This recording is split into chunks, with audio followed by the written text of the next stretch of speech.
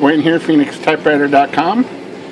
Just got done with this Oliver number 9. It's been reworked from a non-working machine to a fully functioning Oliver.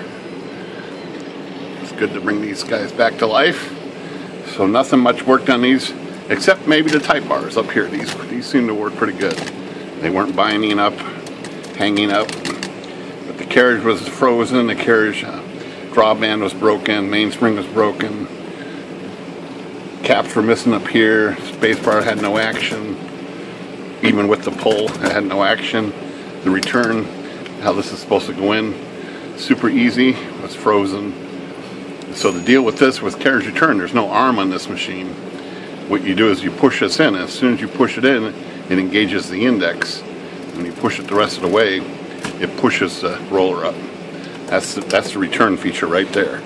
That is return. Carriage return is this operation right there. That's how you return this machine. So pretty neat little, no, I wouldn't say little, it's pretty heavy metal guy. So I put the proper clip on here for the mainspring and drawband. Get this carriage off here. So when you remove this carriage, you just slide it off all the way like that, and the drawband actually stays in place right here. So the drawband is right here, and it connects with this piece right here, which I made.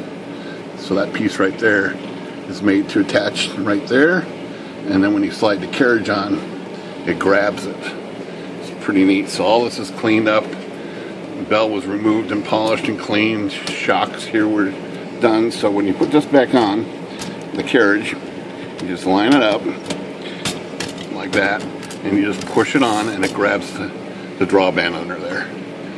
That piece just hooked up right there automatically, and it's ready to go. It's the easiest carriage removal ever on an Oliver from 1920, if you can believe that. So this one's got the pencil holder, and got a ribbon in here that works. The room drive was not working very good, but I got all that managed out, and everything is working. Let's put a piece of paper in here and type on this a second here. This is not the most user-friendly typewriter. The keyboard's kind of weird. You know, it's shifted over here to one side. It's a 3-banker, so it's a little tricky to use.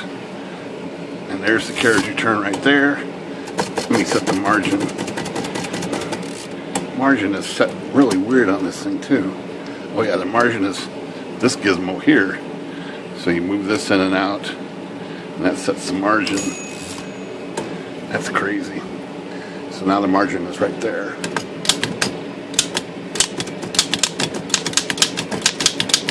And we hit carriage return. It does that. It goes back up one notch.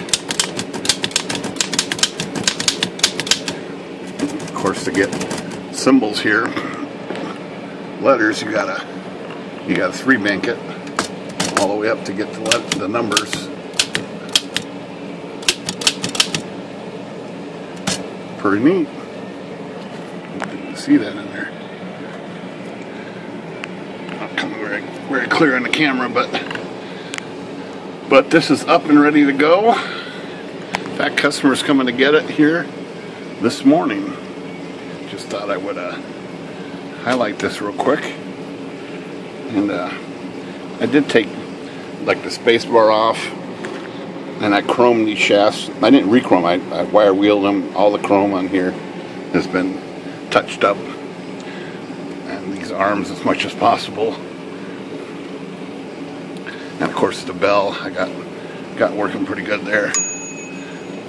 And yeah, it's a lot of work to get these Olivers up and running properly, but when they're done, it's pretty neat. And this one's 1920, so it's 101 years old. All right, Phoenix Typewriter. Good day.